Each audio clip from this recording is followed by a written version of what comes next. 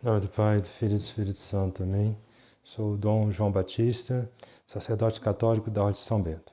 Dando continuidade aos vídeos anteriores, falamos a vez passada sobre uma das principais consequências ruins do Concílio Vaticano II, que foi a promulgação da Missa Nova. Hoje vamos falar um pouco sobre uma coisa que já havia tocado no vídeo anterior, sobre o fato de que o ideal da Revolução Francesa foi tentar introduzi-lo, esse ideal, na Santa Igreja desde o século XIX e que conseguiram no Vaticano II. Qual é o lema da Revolução Francesa? Pode-se reduzir em 3 palavras: liberdade, igualdade,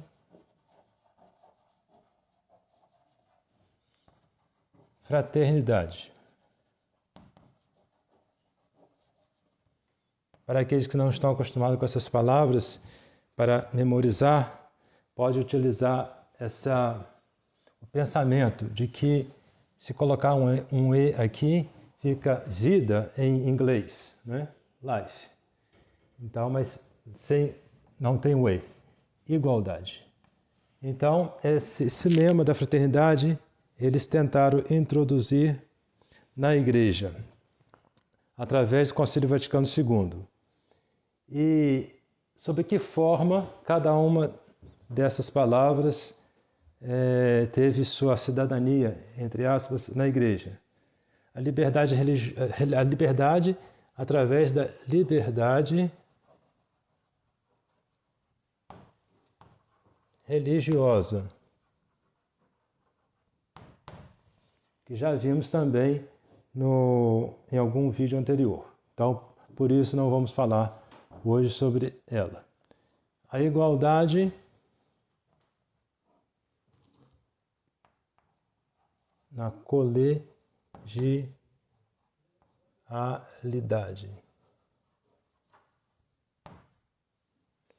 O que significa isso? Nosso Senhor Jesus Cristo, ao fundar a sua Santa Igreja, instituiu-a como uma sociedade monárquica. Ele é o chefe, mas deixou um vigário, ou seja, alguém que faz as suas vezes na terra e que é o Papa. Era, na época, São Pedro, chefe do Colégio Apostólico. E os sucessores de São Pedro continuaram a ser os chefes visíveis da Igreja, porque o chefe invisível é nosso Senhor Jesus Cristo. Por isso que o Papa não pode fazer tudo o que ele quer. Ele tem que sempre se conformar ao que nosso Senhor quer. Porque ele só faz as vezes de nosso Senhor.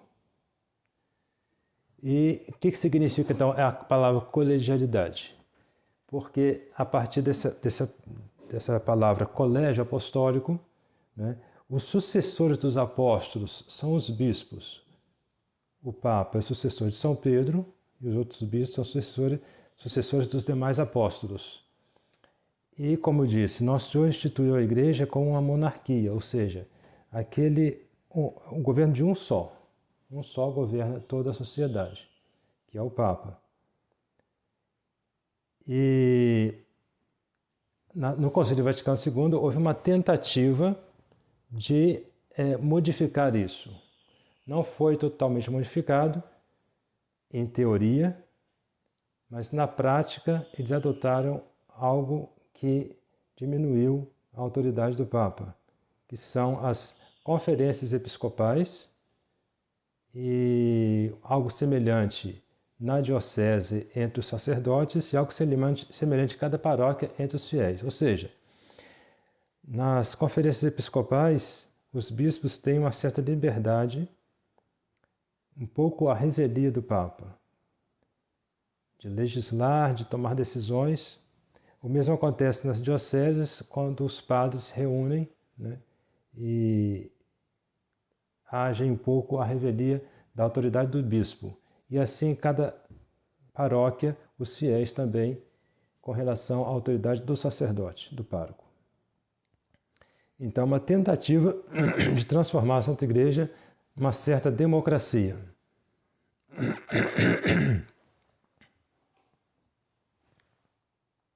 Na Revolução Francesa, a Revolução Francesa foi destruindo as monarquias civis no governo civil, né, introduzindo a democracia.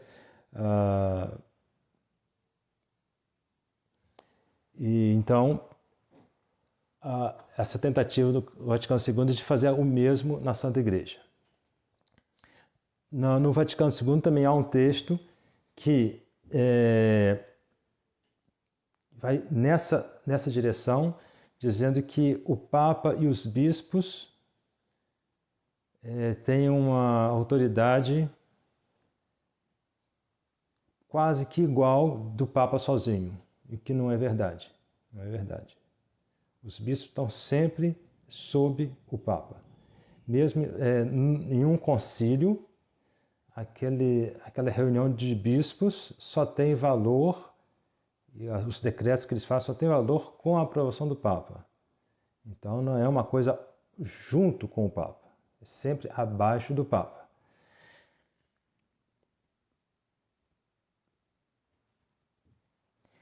E a fraternidade deu o ecumenismo.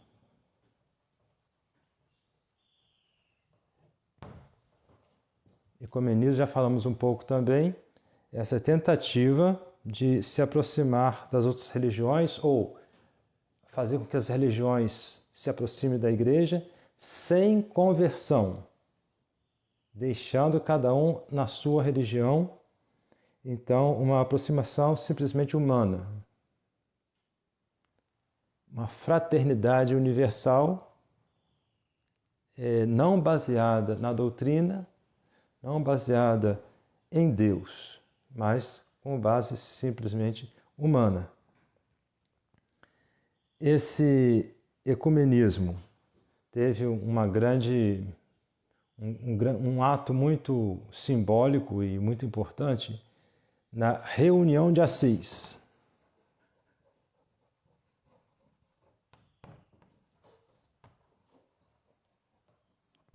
Convocada pelo Papa João Paulo II. Ele chamou representantes de várias religiões, não só cristãs, chamadas cristãs, como as outras religiões protestantes, por exemplo, que não são católicas, que na verdade não são cristãs, porque negam verdades reveladas por Cristo, mas são ditas cristãs.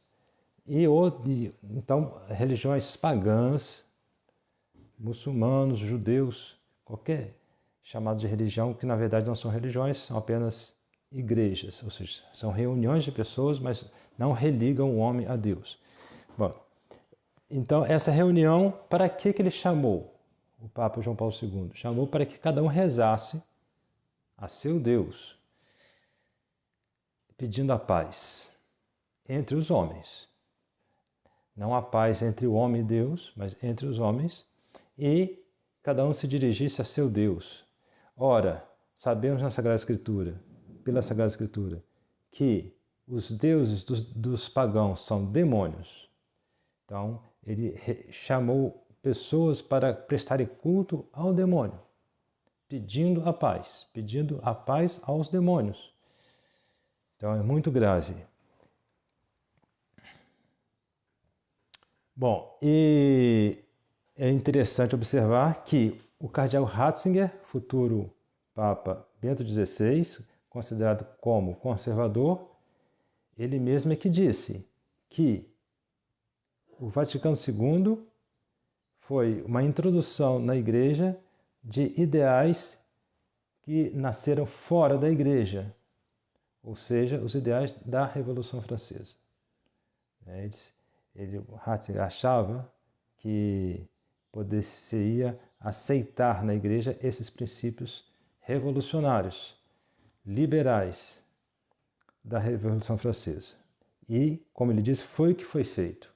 do Vaticano II, essa introdução e assimilação. Ora, não se pode fazer isso, porque doutrina que não é da igreja é uma coisa que vai contra o nosso Senhor. Já vimos desde o começo, quem não está com o nosso Senhor é contra ele. Não é? Que a igreja possa aceitar técnicas que não veio da igreja, do mundo, microfone, filmador, etc. Muito bem, mas enquanto a doutrina, não.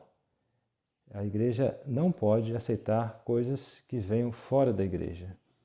Então, essa tentativa que o Ratzinger patrocinou estava já votada ao fracasso. Não, a igreja não pode aceitar isso. Esses lemas podem ser entendidos catolicamente, mas essa assimilação foi a partir de uma ideia errada dessas palavras, não católicas. Essas palavras. Bom, então, até a próxima vez, se Deus quiser, vamos continuar analisando os males do Vaticano II. Em nome do Pai, do Filho e do Espírito Santo.